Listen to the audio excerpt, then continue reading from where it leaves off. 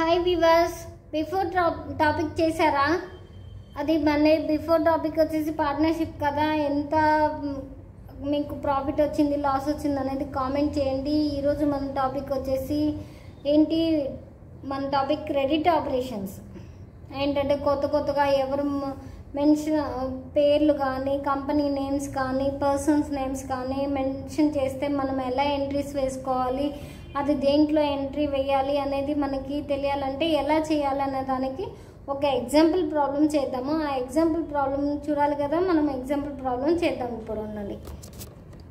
Hi viewers, ఈరోజు మన topic ఏంటమ్మా, టాలీ టాపిక్స్లో చూడండి క్రెడిట్ ఆపరేషన్స్. క్రెడిట్ ఆపరేషన్స్ అంటే మనము ఈరోజు కొత్త టాపిక్ నేర్చుకుంటున్నాం. టాపిక్లో ఏంటి, కొత్త ఎంట్రీస్ ఉన్నాయి. జనరల్లో వేస్తాం, F7లో mentioning person names company names అవి వేసేది జనరల్లో వేస్తాం అనమాట. అవి ఎలా వేయాలంటే మనకు ఒక ఎగ్జాంపుల్ ప్రాబ్లం కావాలి కదా. ప్రాబ్లంలోకి వెళ్ళండి, కిందకి రండి. కిందకి వస్తున్నాం, ఓకే కిందకి రండి. ఇది మన టాపిక్ క్రెడిట్ ఆపరేషన్స్. ఇదే కదా క్రెడిట్ ఆపరేషన్స్ అంటే మనం ముందు తీసుకుంటున్నాము, ఎలా జనరల్ బుక్లో రాసుకుంటాము. ఏంటంటే మనం ఎవరికి ఇవ్వాలి, ఎంత ఇవ్వాలి, ఎట్ ఇవ్వాలి అనేసి రాసుకునేది అనమాట. ఫస్ట్ ప్రాబ్లం చూడండి, credit operations. First problem, miss Ramya started a new business with 2 lakhs. ఇది చేయాలంటే ఇంకా చూడండి, రఫీ టెక్నాలజీస్, విజయ ట్రేడర్స్, కృష్ణకి మనం ఏం కొనం కృష్ణ దగ్గర, కానీ కృష్ణకి మనం పేమెంట్ ఇస్తున్నాం కాబట్టి వీళ్ళు ముగ్గురు వచ్చేసి మనకి సండ్రీ క్రెడిటర్స్ అవుతారు.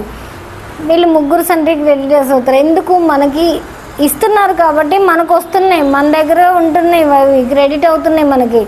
పావని సండ్రీ డెటార్, ఎందుకు మన దగ్గర నుంచి తీసుకుంటుంది, కంప్యూటర్ సోల్ చేసినప్పుడు తేలిపోతుంది కదా. ఈ ఎంట్రీస్ అన్నీ మనం F7లో వేసుకోవాలి.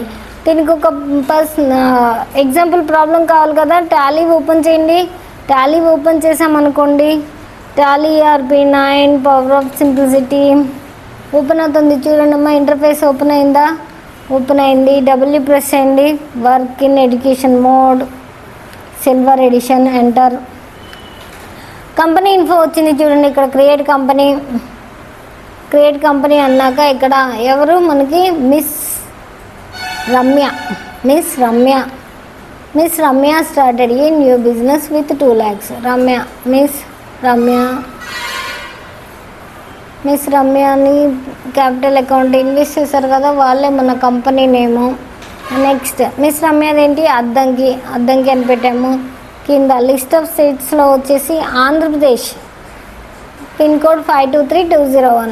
ఇంకా కిందకు వచ్చేటప్పుడు Ctrl+A అని ప్రెస్ చేయండి, సేవ్ అయిపోద్ది. నెక్స్ట్ మనం accounts info, gateway of టాలీలో అకౌంట్స్ ఇన్ఫోలో లెడ్జర్ వేయాలి కదా, లెడ్జర్స్ వేయండి. మల్టిపుల్ లెడ్జర్ అంటే R ప్రెస్ చేయండి. ఇక్కడ ఆల్ ఐటమ్స్.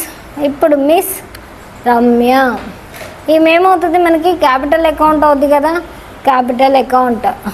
నెక్స్ట్ ఏముంది చూడండి, రమ్య తర్వాత క్యాష్ డిపాజిటెడ్ ఇంటూ ఎస్బీఐలో క్యాష్ డిపాజిట్ చేసాము అంటే మనము బ్యాంక్ అకౌంట్ వచ్చింది. ఎస్బీఐని మెన్షన్ చేసుకోండి, బ్యాంక్ అకౌంట్. నెక్స్ట్ ఏముంది, ఆఫీస్ ఎక్స్పెన్సెస్, ఆఫీస్కి సంబంధించిన ఖర్చులు, ఆఫీస్ ఎక్స్పెన్సెస్. ఇవేంటి మన ఖర్చులే కదా, అంటే ఇండైరెక్ట్ ఎక్స్పెన్సెస్. నెక్స్ట్ ఏముంది, computer purchase from Rafi technologies దగ్గర నుంచి మనం కంప్యూటర్ని కొన్నాము. చూడండి, రఫీ టెక్నాలజీ ఎవరు మనకి సండ్రీ క్రెడిటర్ అవుతారు. అంటే కంప్యూటర్ ముందు రాయండి. కంప్యూటర్ మనకి ఏంటి, fixed asset. Computer fixed asset. Rafi technologies అంటే sundry creditor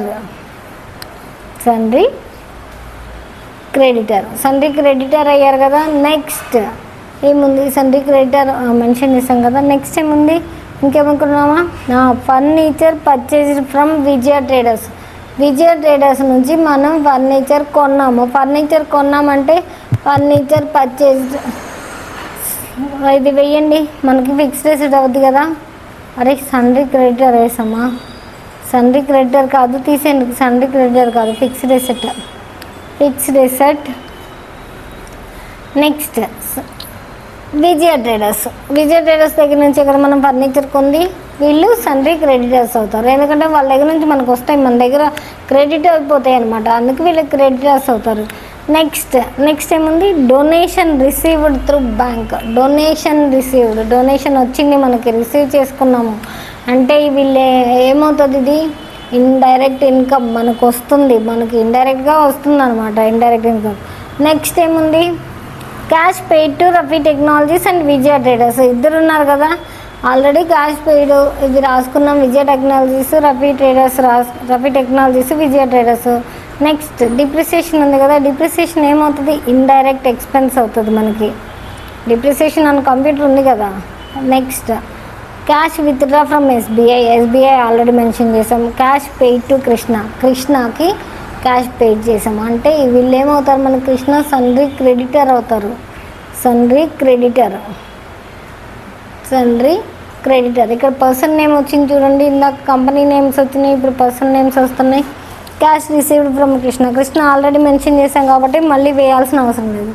next computer was sold to Pavani. కంప్యూటర్ని పావనికి అమ్మామంటే ఇవేమవుతుంది, మనకి డెబిటర్ అవుతుంది, మన దగ్గర నుంచి కంప్యూటర్ని తీసుకెళ్ళిపోతుంది కదా, డెబిటర్ అవుతుంది. మనం వాళ్ళ దగ్గర నుంచి తెచ్చుకుంటుంటే వాళ్ళు క్రెడిటర్ అవుతారు, ఇచ్చేస్తే డెబిటర్ అవుతారు. నెక్స్ట్ క్యాష్ ఫ్రమ్ పావని, ఇంకేం ఎంట్రీస్ లేవు కదా, ఎంటర్ అయిపోయింది. గేట్ వ్యాప్ టాలీలోకి రండి. అకౌంటింగ్ వోచెస్ వేయాలి కదా మనం. Accounting watches first receipt, F6 నొక్కిన తర్వాత క్యాష్లోనే కదా, క్యాష్ మిస్ రమ్య ఏంటి మనకి క్యాపిటల్ అకౌంట్. ఎంత ఇన్వెస్ట్ చేసాము, 2 లక్షలు ఇన్వెస్ట్ చేసింది. మిస్ రమ్య స్టార్టెడ్ ఈ new business with 2 lakhs. Next ఏంటి, రమ్య ఎంటర్ అయిపోయింది. నెక్స్ట్ ట్రాన్సాక్షన్ ఏంటి, రమ్య తర్వాత క్యాష్ డిపాజిట్ ఇంటూ ఎస్బీఐలో క్యాష్ని డిపాజిట్ చేశారు. ఇది కాంట్రా అంటే F4. ఎస్బీఐ కింద క్యాష్ రాయండి. ఎంత క్యాష్ డిపాజిట్ చేశారు, 50,000 చేశారు. 50,000 ఎంటర్ చూడండి. ఇంకా ఎంటర్ డినామినేషన్స్ ఎంటర్ అయిపోయింది.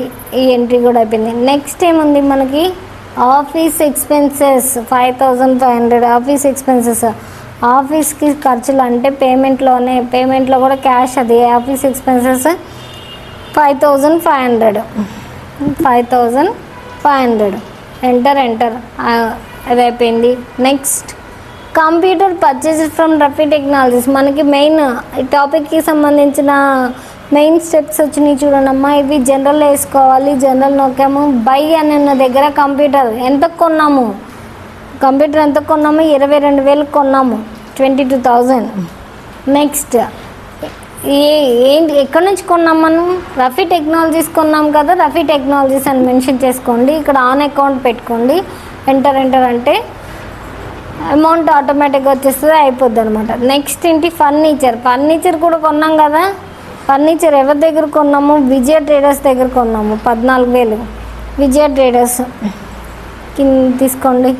ఫర్నిచర్ 14,000 ఎవరి దగ్గర కొన్నాం, విజయ ట్రేడర్స్ దగ్గర నుంచి కొన్నాము. విజయ ట్రేడర్స్ తీసుకున్నాక ఇది ఆటోమేటిక్గా అమౌంట్ వచ్చేసింది కదా, ఆన్ అకౌంట్లో పెట్టుకొని ఎంటర్ అంటే ఈ ట్రాన్సాక్షన్ అయిపోయింది. నెక్స్ట్ ఏముంది, నెక్స్ట్ స్టెప్ ఏంటి, మన డొనేషన్ రిసీవ్డ్ త్రూ బ్యాంక్ నుంచి డొనేషన్ రిసీవ్ అయింది. ఇప్పుడు ఇది కాంట్రా కదా, రిసిప్ట్లోకి వస్తుంది. ఎస్బీఐ డొనేషన్ ఎంత వచ్చింది, 18,000 వస్తుంది చూడండి. 18,000 18,000 వేసాం. ఎంటర్ అయిపోయింది. ఇది కూడా ఇది అయిపోయిన తర్వాత నెక్స్ట్ ట్రాన్సాక్షన్ ఏముంది మనకి, cash paid to Rafi technologies దగ్గర మనం కొన్నాము. విజయ ట్రేడర్స్ దగ్గర కొన్నాము. వాళ్ళకి పేమెంట్ చేయాలి కదా, payment F5 cash Rafi technologies. ఎంత ఇక్కడ అమౌంట్ ఉంది చూడండి, 22,000 ఉంది. ఆన్ అకౌంట్లో పెట్టుకోండి. 22,000 ఇచ్చేసాము. ఎంటర్ అయిపోయింది. నెక్స్ట్ పేమెంట్లోనే ఉన్నాము.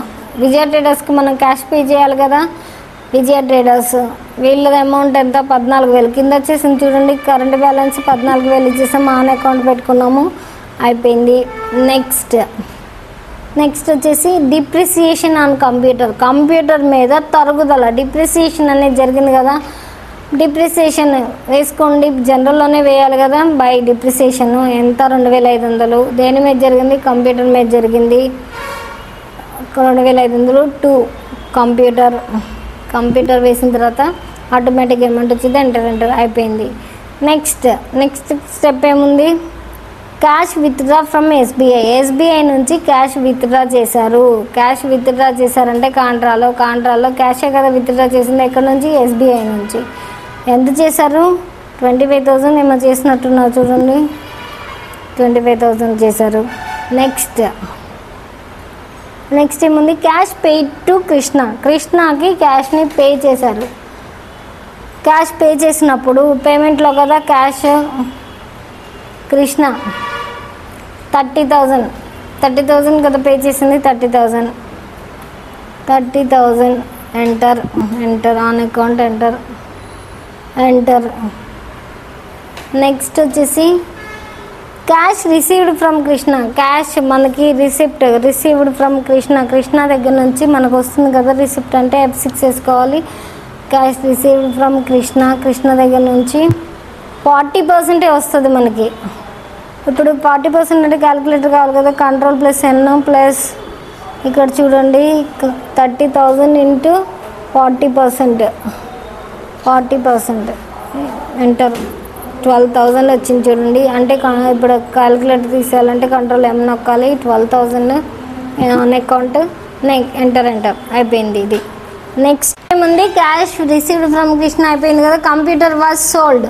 కంప్యూటర్ అమ్మాము. ఎవరికి అమ్మాము? పావనికి అమ్మాము కదా. అంటే ఇప్పుడు జనరల్లో ఎంట్రీ వేసుకోవాలి. ఈ ఎంట్రీ ఎక్కడి నుంచి ఎలా జరుగుతుంది? జనరల్లోకి వచ్చాము. ఫస్ట్ పావని అని ఉండాలి.